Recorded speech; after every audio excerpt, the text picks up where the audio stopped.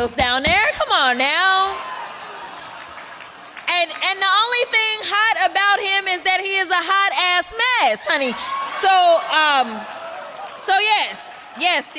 So the reason why the right seized on this and tried to make it a big deal is because she's calling Governor Greg Abbott of Texas Governor Hot Wheels. And Governor Greg Abbott is in a wheelchair. He's been in a wheelchair for a very long time, right? And so oh! How dare you say such a thing like that? It hurts his feelings. It hurts my feelings. This is one of my favorite responses to it. Nazis on this site. So this is like really ableist, guys. Oh, please. Guys, I don't want to hear it. I don't want to hear it. My whole life, right-wingers have been able to viciously and ruthlessly go after their opponents in the most demeaning terms possible. And the left always had to do the Michelle Obama thing, right? The Democrats had to say, oh, when they go low, we go high, and that's why we're superior morally. But guess what? We tried that for a really, really long time. It doesn't fucking work, dog. There's apparently zero consequences. If you're edgy, if you're aggressive, there's zero electoral consequences for that. So the right, again, gets to viciously smear anybody and everybody they disagree with. They get to say stuff like this on a regular basis, and there's no accountability. And they want an uneven playing field. They want a double standard baked into our political system where they can say whatever and you can't react to it. But holy shit, if you tell an edgy joke, oh, we're going to try to make it the end of your career. Well, as people immediately pointed out in the wake of this, remember this moment from Trump? This is when he was on the campaign trail in 2016. What you're seeing here is a disabled reporter, and Trump was giving a speech. He said he confronted this guy because he said something that Trump didn't like. And the guy was like, oh, I don't remember what I said, and stuff like that. And as he's pretending to be this man responding, he does that with his hands. Now, what was the reaction from the right at the time? Fucking crickets. Nothing. You could hear a pin drop. Because they don't give a fuck. If they decide, hey, you're on our side, you can say, they made, how many murderers have they made fucking spokespeople for the right-wing movement? They did it with George Zimmerman. They did it with Kyle Rittenhouse. Even if you think, hey, Kyle Rittenhouse, it was definitely self-defense, etc., it's one thing to have that position. It's a totally separate thing to say, and now I want to elevate him to a prominent leadership position in right-wing politics. That says something really bad about you guys. So we have to live in a world where you can elevate killers because they killed the people you don't like, but Jasmine Crockett can't make an edgy joke. Well, here's another one. Our favorite dumbass pundit, Batya Ungar Sargon, who's been going around saying, I'm a MAGA lefty, which is not a thing. She made it up. She's grifting, trying to be popular with those people. She comes out and says, when Texas Governor Greg Abbott was 26, he was paralyzed from the waist down. Rather than give up, he spent his life in public service to this nation. From his wheelchair, I am gobsmacked that a Congress member would mock his disability at a human rights campaign event, no less. I'm so angry. Poop face. How dare you say these things? I like this response from David Griscom. After Abbott was paralyzed, he received a multi-million-dollar settlement suing the tree company responsible for his injury. As Attorney General, he campaigned to cap damages Texans could receive from similar lawsuits. Do you understand that? He's trying to make it so other people in his position who got paralyzed because of some horrible decision from some company, cutting corners, not caring about safety, etc. Now, if that were to happen to somebody, Greg Abbott made it so, oh, you're not going to be able to get nearly as much money as I got because I capped the damages. I'm on the side of the companies that paralyzed you. That's what this is. And we're supposed to be angry. We're supposed to be outraged at Jasmine Crockett for making a fucking joke. What happened? I thought comedy was legal. This was the right. Oh, bro, the left doesn't like comedy, bro. They try to censor everybody. They try to shut comedy down, bro. Well, guess what, bro? Comedy's illegal again on Twitter, bro. And then the second, it's a lefty making a joke.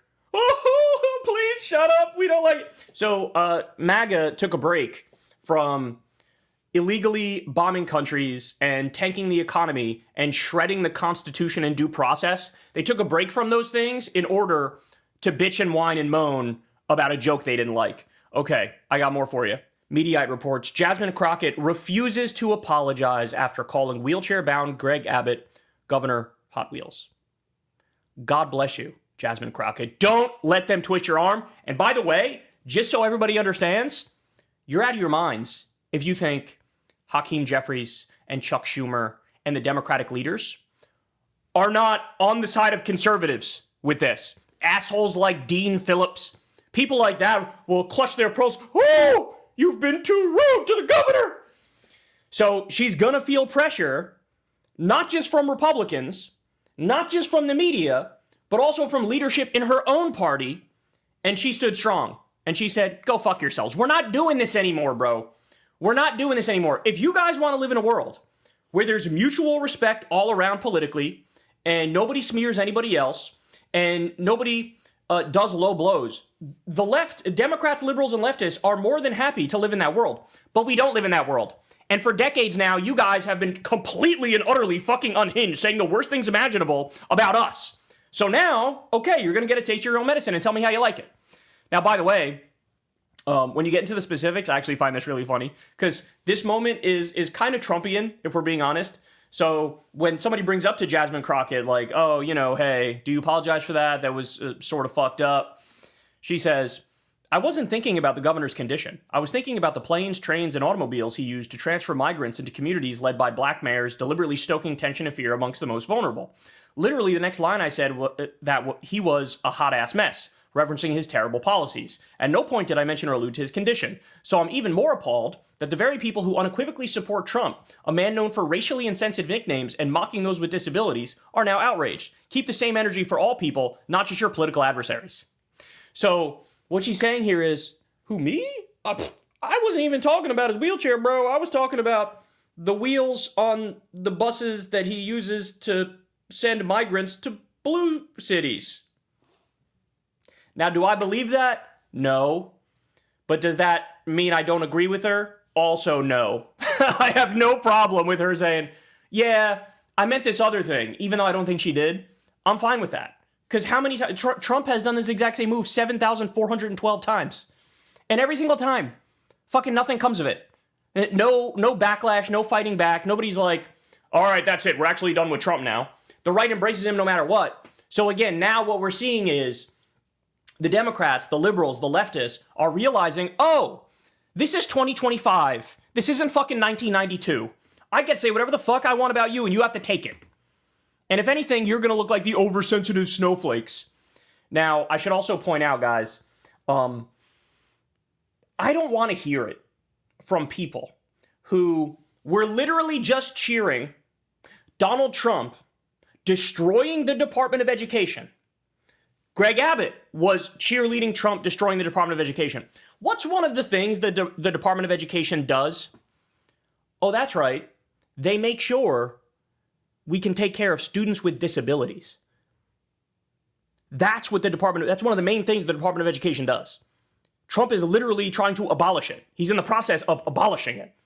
So you don't get to fucking throw under the bus every disabled child in this country, and then you get mad when one of the leaders of the anti-disability movement gets made fun of and called a mean joke, right?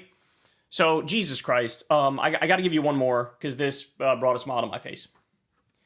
Quad Carl is a quadriplegic guy who is pretty political and he doesn't like Trump. And he basically came out and said, hey, everybody shut the fuck up. You don't speak on behalf of quadriplegics and paraplegics. I support you ruthlessly mocking this asshole. And so he tweeted this, and it's a picture of Greg Abbott, and it says, Adolf Sittler. So a little bit of a green light here from people with disabilities who are like, you have a complete and utter green light to go after this fucking guy. Fuck this guy and the horse he rode in on. By the way, just to prove the point how horrible this man is, I'll give you one example. There's a bill that they passed in Texas named the Death Star bill. They didn't name it that. That's the opposition's way of labeling it.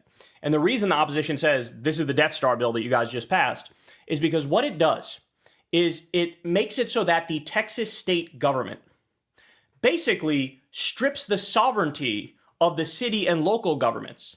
And it says, hey, for every